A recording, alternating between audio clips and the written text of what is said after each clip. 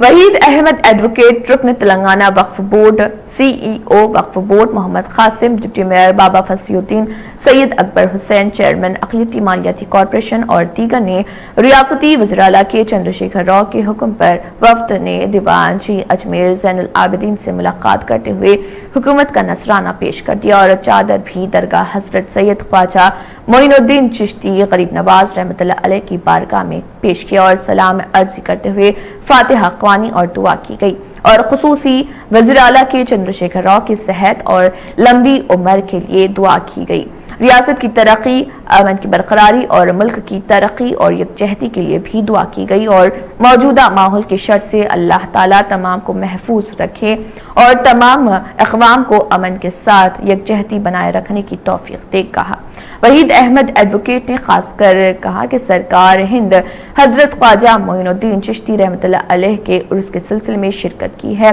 जबकि उन्होंने कहा कि KCR हमेशा ही बुजुर्गान दीन के अकीदतमंद रहे हैं और खुद वो शरीक भी हुए हैं और जब से अलहदा तेलंगाना रियासत कायम हुई है वो बड़े अकीदत के साथ हुकूमत का एक वफ्द रवाना करते रहे हैं और खिलाफ मुबारक और नजराने के साथ हुकूमती वफ्द को रवाना करते रहे हैं। इसको खुद वज़ीर-ए-आला अपने सर पर उठाकर रवाना करते हैं और यहाँ पर एक रवाबित के तर्ज पर तेलंगाना भवन कायम किया है। रुकन वक्फ बोर्ड वहीद अहमद एडवोकेट ने कहा है कि TRS कायम से वज़ीर-ए-आला के चंद्रशेखर राव बड़े अकीदत के साथ अपनी तरफ से खिलाफ और नजराना तेलंगाना भवन से खुद सर पर उठाकर जारी करते हैं